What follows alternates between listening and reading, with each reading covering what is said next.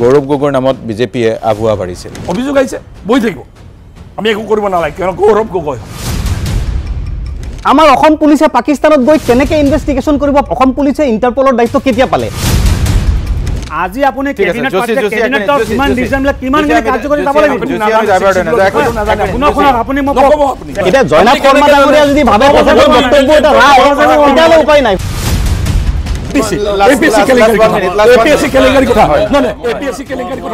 আপুনি চাই আছে DY 365 সিদ্ধান্ত অনুষ্ঠান আজি আমাৰ লগত চাৰিগৰাকী অতিথি বিজেপিৰ মুখপাত্ৰ ভুৱন পেগু ডাঙৰীয়া MLA তেখেত আৰু লগতে আমাৰ লগত প্ৰাক্তন মন্ত্ৰী ডক্টৰ জয়নাথ শৰ্মা আছে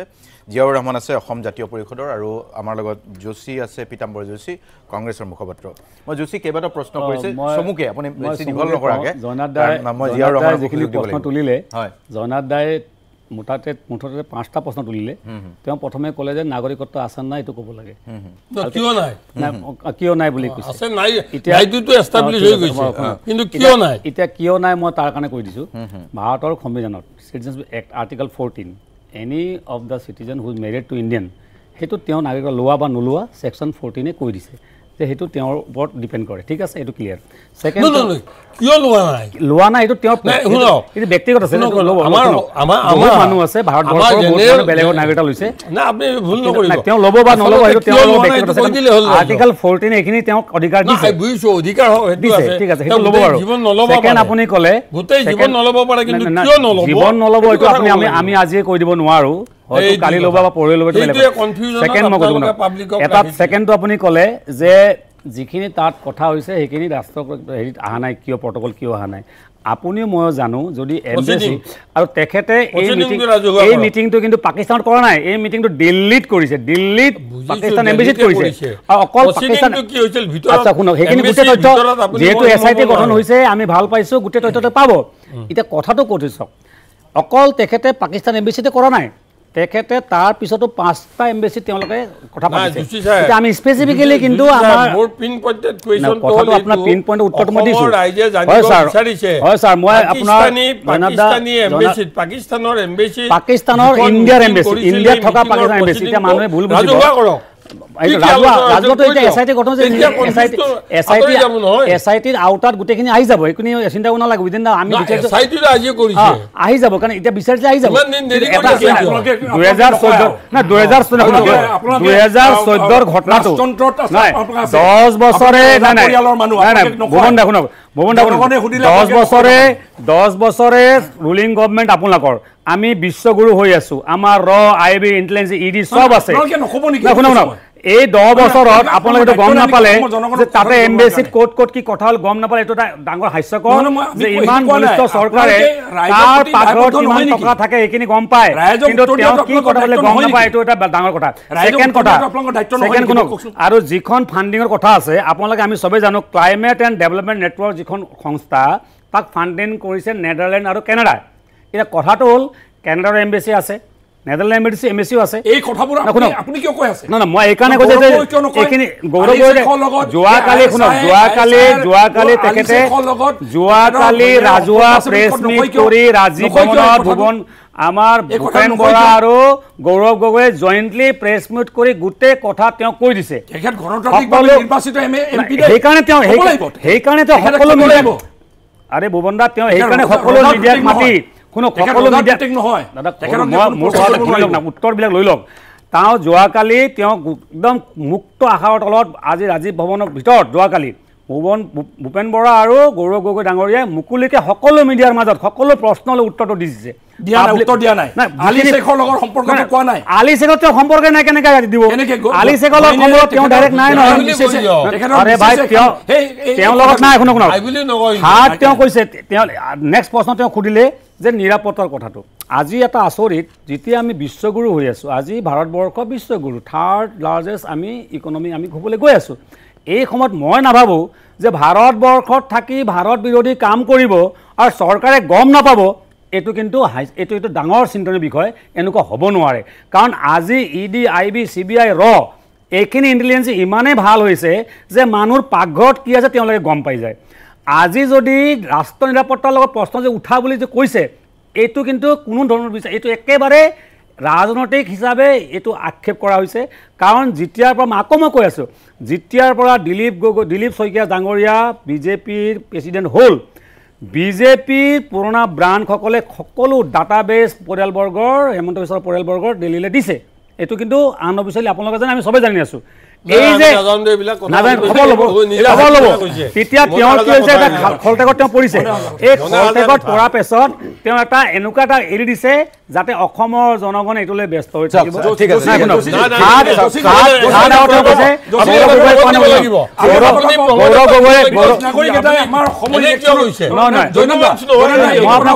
তেওঁ এটা কৈছে যে ভাৰতবৰ্ষৰ আমাৰ অসমৰ নিৰ্বাচন এটাত মুকলিকে পাৰ্টিচিপেট কৰিব পাৰে নাই এইটো পাৰে নাই কওকচোন আপুনিতো বহুত কথা জানে কি ক'লে আপুনিতো বহুত কথা জানে ফৰেনাৰ্ছে আহি মুকলিকে ইয়াত পলিটিকেল পাৰ্টিৰ হৈ কেম্পেইন কৰিব পাৰে নেকি তেওঁ নাগৰিকত্ব হ'লে পাৰিব নোহোৱা অৱস্থাত কৰিছে আপুনিয়ে কৈছে নাগৰিকত্ব নাই নাগৰিকত্ব লোৱা নহ'লেতো আৰ্টিকেল 14 আপুনি কৈছে যদি নহয়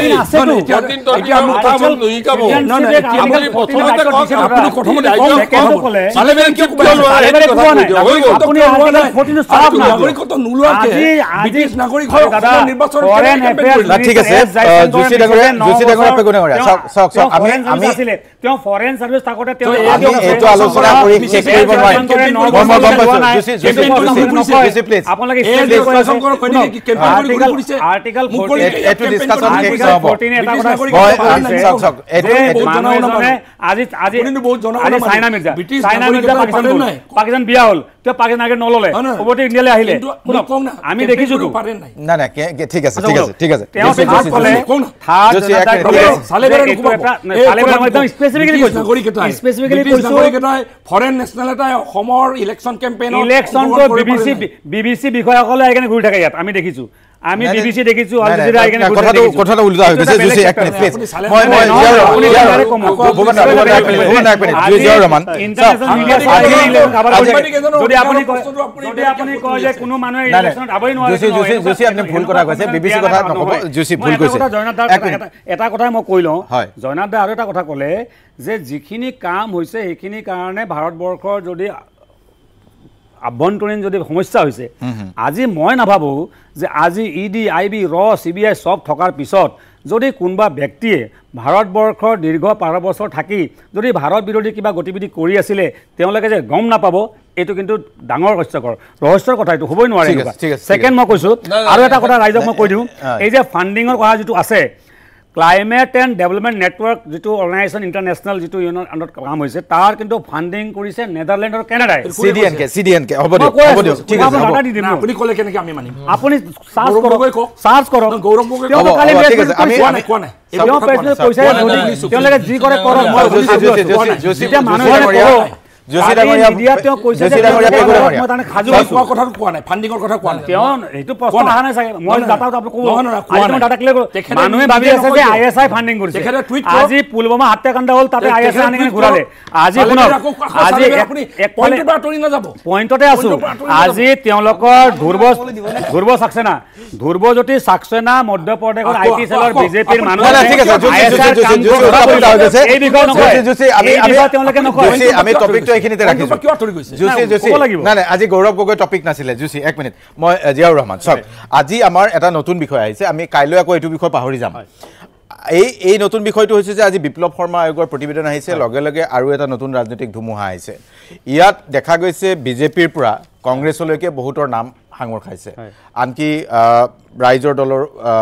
অখিল গগৈৰ কথাও উচ্চাৰিত হৈছে আৰু গোটেইখন এতিয়ালৈকে 645 পৃষ্ঠা পঢ়াই নাই আৰু কাৰ নাম আহে নাজানো 1000কে ওপৰত আছে 645 পৃষ্ঠাতে মই চাইছোঁ এতিয়া এটা কথা যে কৰবাত কোনোবাখিনিত এই বিষয়টো ৰাজনীতি হ'বলৈ গৈ আছে সেইটো কিন্তু আজি স্পষ্ট হৈছে আজি বক্তব্য দিলীপ শইকীয়াৰ দাঙি ধৰিছে আজি বক্তব্য অখিল গগৈ দাঙি ধৰিছে গতিকে এই কথাটো আপুনি কি ধৰণে চাই যে এই ৰাকেশ পালৰ প্ৰসংগ বা এপিএছচিৰ কেলেংকাৰী প্ৰসংগ কিন্তু এডভান্টেজত এতিয়ালৈকে আছে শাসক পক্ষ আপোনাৰ এই প্ৰশ্নটো মই উত্তৰ দিম কিন্তু তাৰ আগতে ক'বলৈ গ'লে এক ধৰণে বিৰক্ত হৈছোঁ এই গৌৰৱ গগৈৰ প্ৰসংগটো ইমান মানে কথাবিলাক পাতি থকা হৈছে সন্দেহৰ ভিত্তিত কোনোবা মানুহক দোষী সাব্যস্ত কৰিব পৰা নাযায় আমাৰ ভাৰতীয় শাসন ব্যৱস্থাৰ এইটো নিয়ম গৌৰৱ গগৈক আপুনি সন্দেহ কৰিছে যদি গৌৰৱ গগৈ অপৰাধী তেতিয়াহ'লে গৌৰৱ গগৈক আপুনি এৰেষ্ট কৰক যদি গৌৰৱ গগৈৰ পত্নী অপৰাধী ISIৰ লগত সম্পৰ্ক থকাৰ প্ৰমাণ আছে আপুনি এৰেষ্ট কৰক কিন্তু তেওঁৰ ওপৰত অভিযোগ কেৱল কৰি আপুনি টিভিৰ মানে ষ্টুডিঅ' আৰু যদি ছ'চিয়েল মিডিয়া গৰম কৰাটোৱে আপোনাৰ উদ্দেশ্য হয় তেতিয়াহ'লে আপুনি সঠিক ৰাস্তাত নাই আমি সাধাৰণ মানুহ হিচাপে এই কথাটোত কনভিন্স হোৱা নাই যে যেটো কথা ভাৰতবৰ্ষৰ চোৰাংচ সংস্থাসমূহে গম পোৱা নাই তেওঁলোকে কগনিজেন্স লোৱা নাই ভাৰতৰ গৃহ মন্ত্ৰালয়ে কগনিজেন্স লোৱা নাই আৰ্মিয়ে লোৱা নাই ডিফেন্সৰ অন্যান্য প্ৰতিষ্ঠানবিলাকে লোৱা নাই সেইটো আপুনি অসমৰ মুখ্যমন্ত্ৰীয়ে কগনিজেন্স লৈছে পুলিচক দি প্লাই কেছ ৰেজিষ্টাৰ কৰিছে অসমৰ পুলিচে গৈ পাকিস্তানৰ মানুহক আপুনি এৰেষ্ট কৰি আনিব পাৰিব হেতু আমি নাভাবো দুই আপুনি গৌৰৱ গগৈৰ বিৰুদ্ধে কিয় গোচৰ ৰুজু কৰোৱা নাই আপুনি এলিজাবেথৰ এগেইনষ্টত কিয় গোচৰ ৰুজু কৰা নাই গতিকে এইবিলাক কেৱল জনসাধাৰণৰ মানুহৰ সময় নষ্ট কৰিবৰ কাৰণে এটা উলিয়াই দিয়া এটা বিষয় এই বিষয়টোক আমি গুৰুত্ব দিব খোজা নাই এটা আপোনাৰ উত্তৰটোলৈ আহোঁ বিচাৰটো ৰাইজে কৰিব ISI বিষয় হলে কিয় বিৰক্ত হয় আপোনালোকে নহয় বিৰক্ত হোৱাৰ কথাই নাই বিৰক্ত হোৱাৰ কথাই বিৰক্ত হৈছে বুলি কৈছে ISI যদি মই আপোনাৰ কথা উল্টাকে কথা আজি সুধো যদি ভৱিষ্যতে মই ধৰি লওঁ তদন্ত মানে আপুনি এইটো ক'ব খুজিছে নেকি যে আপুনি মই এইটো কোৱা নাই মই এইকাৰণে আপুনি ক্লিয়াৰ কৰি দিব মই ধৰি ললো তদন্ত হ'ল SIT গঠন হৈছে তদন্ত নিয়ম নীতিমতে ল উত্তৰে হ'ব একদম তদন্ত হৈ কাইলৈ যদি 2 বছৰ 3 বছৰ পাছত দোষী সাব্যস্ত হয় আপুনি আকৌ তেতিয়া স্বীকাৰ কৰিব নাই যে এই আপুনি যে আজি নালাগে বুলি কোৱাটো ভুল হৈছে পেগু ডাঙৰীয়া আমি তদন্ত কৰিব নালাগে আপুনি আপোনাৰ মতে কি আমি তদন্ত কৰিব নালাগে উত্তৰ দিলোঁ ভুৱন পেগু ডাঙৰীয়া এগৰাকী অভিজ্ঞ বিধায়ক বিধানসভাৰ আৰু অসম ভাৰতৰ আইন কানুন সম্পৰ্কে তেখেতৰ সম্পূৰ্ণ জ্ঞান আছে বুলি আমাৰ ধাৰণা আৰু আমি দেখি আহিছোঁ আইনত এটা বস্তু আছে প্লেচ অফ অকাৰেন্সটো কি অসমৰ সীমাৰ ভিতৰত যদি হয় এইটো অসম পুলিচৰ দায়িত্ব প্লেচ অফ অকাৰেন্স কৰ পাকিস্তানত আমাৰ অসম পুলিচে পাকিস্তানত গৈ কেনেকৈ ইনভেষ্টিগেশ্যন কৰিব অসম পুলিচে ইণ্টাৰপলৰ দায়িত্ব কেতিয়া পালে এই কথাবিলাক আপুনি মানে ৰাইজে নুবুজা বুলি ভাবি ৰাইজক বিভ্ৰান্ত কৰিব খুজিলেই সমস্যাৰ সৃষ্টি হয় এটা আপোনাৰ প্ৰশ্নৰ উত্তৰ দিওঁ কনস্পিৰেসি প্লেস অফ অকাৰেন্স নাচাইটো উত্তৰ দিওঁ কনস্পিৰেসি নহয় place of occurrence is conspiracy Pakistan High Commission is also the place of conspiracy বুলি আপুনি গৃহ মন্ত্ৰালয় ক'ত ভাৰতবৰ্ষৰ সেইকাৰণে গৃহমন্ত্ৰী অমিত শ্বাহ ডাঙৰীয়া কি কৰি আছে প্ৰতিৰক্ষা মন্ত্ৰী কি কৰি আছে ভাৰতবৰ্ষৰ প্ৰধানমন্ত্ৰীয়ে কি কৰি আছে নহয় এইবিলাক কৈ আপোনালোকে ৰাইজক বিভ্ৰান্ত নকৰিব এইবোৰ কথা ক'লে আকৌ ৰাইজক একদম বিভ্ৰান্ত কৰিছে আপোনালোকে মোক মাত্ৰ এটা ঠিক আছে ভুৱন পেগু ডাঙৰীয়া মোক মাত্ৰ এটা প্ৰশ্ন উত্তৰ দিয়ক এইবিলাক কথা ধৰা পৰে আমি ডিসকাশন নকৰিম পেগু ডাঙৰীয়া সিৰিয়াস কথা এটা কৈছে হয় মানে এখাতে কথাটো ৰাইজক কওকচোন যে ইন্টেলিজেন্সে এই কথা এষাৰ নাজানে এই বুলি আপুনি কেনেকৈ গম পালে ইন্টেলিজেন্সৰ আপুনি ৰিপ্ৰেজেন্টেটিভ নেকি আপুনি ইন্টেলিজেন্সে শুনক কিবা এটা যেতিয়া প্ৰচেছ কৰিব সম্পূৰ্ণ তথ্য পাতি লোৱাৰ পিছতহে ইন্টেলিজেন্স আহে আৰু ৰৰ কথাটো হৈছে ফৰেন কাণ্ট্ৰি ফৰেন এজেঞ্চিবিলাকে ফৰেন কোম্পানীবিলাকে বা কোনোবা ফৰেনাৰ্ছে আহি যদি কিবা বেয়া কাম কৰে তেওঁলোকে কেছ ৰুজু নকৰে তেওঁলোকে শেষ কৰিব লাগিব মোক সেই ইনফৰমেশ্যনটো তেওঁলোকে এপ্ৰপ্ৰিয়েট অথৰিটিক জনাই দিয়ে এতিয়া এই কথাটো নাজানে বুলি আপুনি ভিতৰত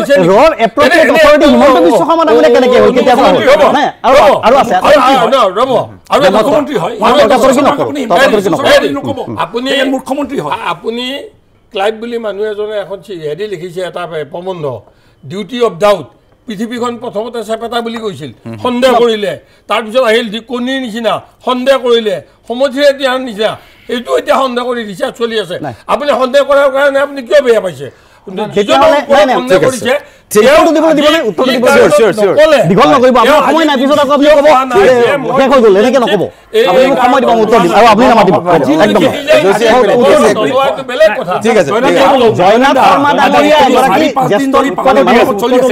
সপ্তাহ যদি চলি আছে এটা প্ৰশ্নৰ উত্তৰ সঠিক খাজিল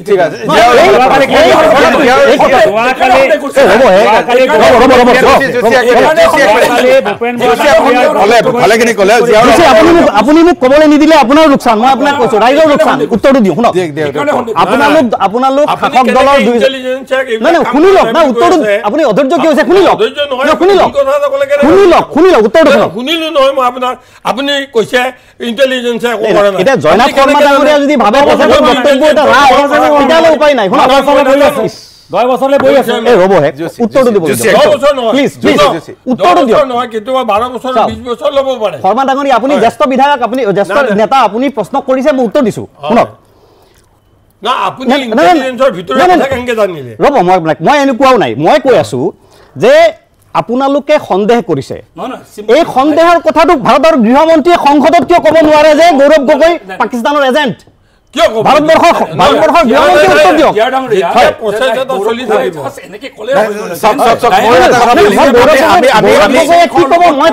উত্তৰ দিয়ক আমি চবে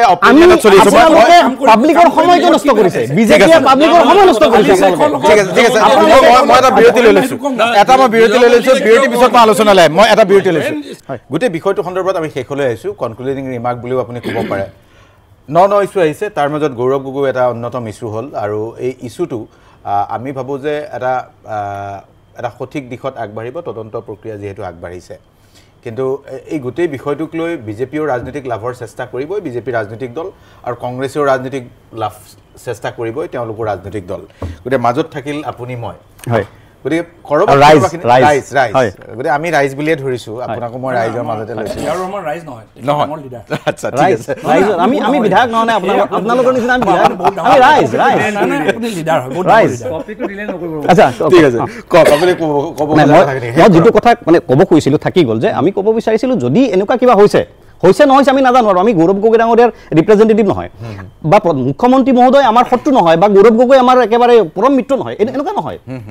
তেখেতো এগৰাকী জনপ্ৰতিনিধি এখেতো জনপ্ৰতিনিধি আমি ৰাইজ হিচাপে আমাৰ অধিকাৰ আছে তেওঁলোক আমাৰ ৰিপ্ৰেজেণ্টেটিভ গতিকে তেওঁলোকৰ সম্পৰ্কত কথা বতৰা আৰু পাব্লিক ডমেইনৰ সময় নষ্ট হ'ব নালাগে মূল বিষয়বিলাকৰ ওপৰত কাম হ'ব লাগে এতিয়া কথাটো হৈছে আমি কৈছিলোঁ যে সন্দেহৰ ভিত্তিত যদি যিটো কথা আমাৰ জ্যেষ্ঠ বিধায়ক দুগৰাকীয়ে কৈ আছে যে সন্দেহৰ ভিত্তিত তেখেতসকলে প্ৰশ্ন কৰিছে সন্দেহৰ ভিত্তিততো বহুত কথা আমি অসমৰ মাননীয় মুখ্যমন্ত্ৰী সম্পৰ্কত কওঁ বিভিন্ন ৰাজনৈতিক নেতা সম্পৰ্কত কওঁ মানে মুখ্যমন্ত্ৰী সম্পৰ্কত অসংখ্য ধৰণৰ অভিযোগ আছে এই সন্দেহ অভিযোগবিলাক সত্য হয় বুলি কওক যদি সন্দেহৰ ভিত্তিত গৌৰৱ গগৈৰ অভিযোগটো সত্য গতিকে এইবিলাক কথা কৈ পাব্লিকৰ সময় নষ্ট তেখেতসকলে কৰিছে বুলি আমি ভাবোঁ এতিয়া যিটো কথা মানে মূল কথাটো আপুনি যিটো প্ৰশ্ন কৰিছে অথনি মোক উত্তৰটো দিয়া নহ'ল ডাইভাৰ্ট হৈ গ'ল সেইটো হ'ল যে APSCৰ ৰিপৰ্ট মানে বিপ্লৱ শৰ্মা কমিটিৰ ৰিপৰ্ট লে কৰিছে এছেম্বলিত আমি ৱেলকাম কৰিছোঁ ভাল কথা আৰু তাত বহুত কথা তথ্য ওলাই আহিছে কিন্তু ইমান দিনে আমি যিবোৰ কথা শুনি আহিছিলোঁ যে ৰাকেশ পালৰ পত্নীৰ ফ্লেটত এখন ডায়েৰী ওলাইছিলে আৰু সেই ডায়েৰীত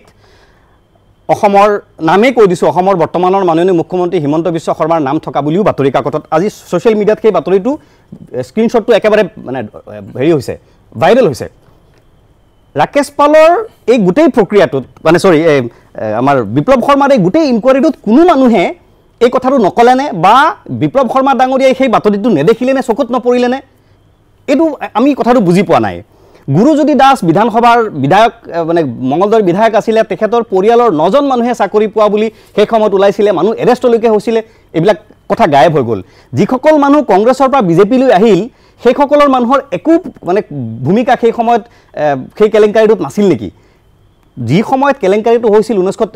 2013 চনত সেই সময়ত বৰ্তমানৰ মুখ্যমন্ত্ৰী হিমন্ত বিশ্ব শৰ্মা ডাঙৰীয়া দেখোন সেই সময়ৰ কংগ্ৰেছৰ মন্ত্ৰীসভাত ডিফেক্টো চিফ মিনিষ্টাৰ তেখেতৰ একো কণ্ট্ৰিবিউশ্যনে নাছিল নে তাতকৈ ডাঙৰ কথা এটা মই আপোনাক কওঁ আপুনি আপোনাৰ ৰেকৰ্ড বিচাৰক এক ধৰণ মানে অঘোষিত মুখ্যমন্ত্ৰী আছিল 15 চনৰ 15 আগষ্টত হিমন্ত বিশ্ব শৰ্মাই কংগ্ৰেছৰ পৰা ৰিজাইন কৰিছিল তাৰ আগত তেখেতৰ অঘোষিত মুখ্যমন্ত্ৰী আছিল সকলোৱে জানে 13 চনৰ কথা কৈছেতো 12 চনতে তেখেত ওলাই দিছিল নাই 12 চনত ওলাই দিয়া নাই 15 চনত তেখেতে ৰিজাইন কৰিছিল নাই 15 চনত এই পাব্লিকে কনফাৰ্ম কৰিব যদি ভুল কথা কৈছো এটা কথাটো হ'ল এই যিটো এক্সপেক্ট যে কংগ্ৰেছত থাকি যিসকল এটা সময়ত হিমন্ত বিশ্ব মানে তৰুণ গগৈ চৰকাৰৰ একেবাৰে ডাঙৰ মানুহ আছিল সেই মানুহবিলাক বিজেপিলৈ অহাৰ পিছত এই সকলৰ কোনো ভূমিকা এই ৰাকেশ পালৰ এই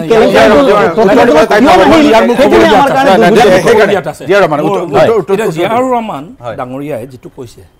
এক নম্বৰ কথা আমি এইবোৰ কথা চিৰিয়াছলি ল'ব নালাগে আমুক তামুক বুলি কৈ আছে কথা কিছুমান মই কথা এটা বুজি নাপাওঁ এই যে আপোনাৰ গৌৰৱ গগৈৰ সাংসদ হয় তেখেতৰ পত্নী জৰ্জ চৰছ আৰু আলী শ্বেখ এনেকুৱা ব্যক্তিৰ আণ্ডাৰত কাম কৰা বুলি তথ্যবোৰ ওলাইছে আৰু জৰ্জ চৰছ আৰু আলী শ্বেখ কোন হয় যোৱা কিছু বছৰ ধৰি দিনে ৰাতি এক কৰি ভাৰত ৰাষ্ট্ৰটোক ডিষ্টেবিলাইজ কৰাৰ কাৰণে অনবৰত বাকী জেগাত লাগি থাকে সেই দুজন ব্যক্তিৰ আণ্ডাৰত কাম কৰা কথাটো তথ্যটো ওলাইছে আমি কি লাহেকৈ থাকিম জৰ্জ চৰছ আপুনি দিনে ৰাতি এক কৰি ফৰেন ফাণ্ডিং লৈ দিনে ৰাতি এক কৰি ভাৰতক ডিষ্টেবিলাইজ কৰাৰ কাৰণে লাগি আছে আৰু জৰ্জ চৰছ আপুনি মাৰকচোন ৱেবছাইটত জৰ্জ চৰছৰ কথা সৰু সৰু ৰাষ্ট্ৰবোৰক পাল্টাই দিয়ে ৰাতিৰ ভিতৰত পাল্টাই এই জৰ্জ চৰছ আৰু ভাৰত ৰাষ্ট্ৰকো পল্টোৱাৰ কথা এখেতে দিনে ৰাতি অহৰহ লাগি থাকে তাৰ ওপৰতে আলী শ্বেখ আপুনি তেখেতৰ টুইট চাব গোটেই তেখেতৰ প্ৰফাইল চাব দিনে ৰাতি ভাৰত ৰাষ্ট্ৰক ডিষ্টেবিলাইজ কৰাৰ কাৰণে লাগি থাকে আৰু এই দুটা ব্যক্তিৰ আণ্ডাৰত এলিজাবেথ এই আপোনাৰ আমাৰ গৌৰৱ গগৈৰ পত্নীয়ে কাম কৰা বুলি ওলাইছে আমি কি লাহেকৈ থাকিম আলী শ্বেখ কোন হয় ISIৰ লগত কানেকশ্যন থকা মানুহ তো আমি কিয় লাহেকৈ থাকিম আমি কি প্ৰশ্ন কৰাৰ অধিকাৰ নাই আমাৰ আমি কি তদন্ত এটা অসম চৰকাৰে লিগেলি গৈছে এইটো অকল ৰাজনৈতিক নহয় SIT গঠন কৰিছে SIT তদন্ত নকৰিব নেকি এইবোৰ বিষয় 1 নম্বৰ 2 নম্বৰ কথা এই কথাখিনিক অযুক্তিকৰ অদৰকাৰী বুলি কোৱাটো মই ভাবোঁ যে তেখেতৰ নিচিনা এজন এই অলপ জনা শুনা মানুহ বুলি চবেই ভাবে তেখেতে এনেকৈ কোৱাটো ঠিক কথা নহয় ৰাজনীতিটো বেলেগ দেশৰ নিৰাপত্তাটো বেলেগ ৰাজনীতি বেলেগ দেশৰ নিৰাপত্তাটো বেলেগ আৰু মই আৰু এটা কথা অসম আপুনি যদি চাই after Kashmir 68% Muslim population in Kashmir second highest in India 34% আগৰ পুৰণা ৰেকৰ্ড এতিয়া যদি হয় 40% হ'বগৈ আৰু এনেকুৱা জেগা এটাত আলী শ্বেখ ডাঙৰীয়া জৰ্জ সৰস্বতী যদি এটা ষড়যন্ত্ৰ কৰি যদি ডিষ্টেবিলাইজ কৰাৰ কাৰণে লাগি আছে ভাৰত ৰাষ্ট্ৰৰ পৰা যদি পৃথক কৰাৰ কাৰণে যদি লাগি আছে আৰু তদন্ত নহ'ব কথা হ'ল নেকি 2 নম্বৰ কথা APSC কেলেংকাৰী কথা নহয় APSC কেলেংকাৰী কথাটো মই কৈ দিওঁ APSC কেলেংকাৰী মই ভাবোঁ যে এই আপোনাৰ যিটো আপোনাৰ সময় কেলেংকাৰী সময় মই দি আছোঁ মুখ্যমন্ত্ৰী তৰুণ গগৈ ডাঙৰীয়া আছে উত্তৰটো মই দি লওঁ তৰুণ গগৈ ডাঙৰীয়া এতিয়া কংগ্ৰেছ চৰকাৰৰ দিনত গোটেই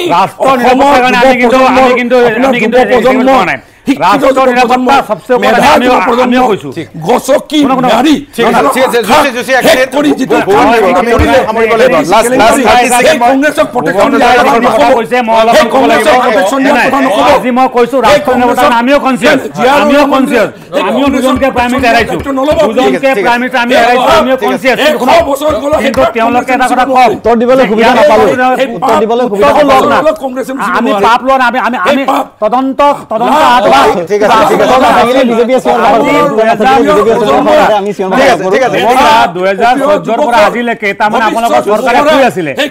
আজিলৈকে আপোনালোকৰ আভ্যন্তৰীণ বিষয়া শুই আছিলে আপোনালোকৰ ধন্যবাদ জনাইছো আমি সময়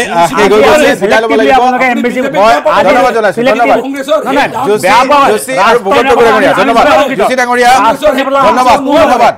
আমি বিদায় ল'ব লাগিব এই অনুষ্ঠানৰ পৰা আজি আমি আলোচনা কৰিবলৈ চেষ্টা কৰিছিলোঁ ইছ্যুটি আছিলে কিন্তু আমি অমীমাংসিতভাৱে এই অনুষ্ঠানৰ পৰা আমি বিদায় ল'লোঁ নমস্কাৰ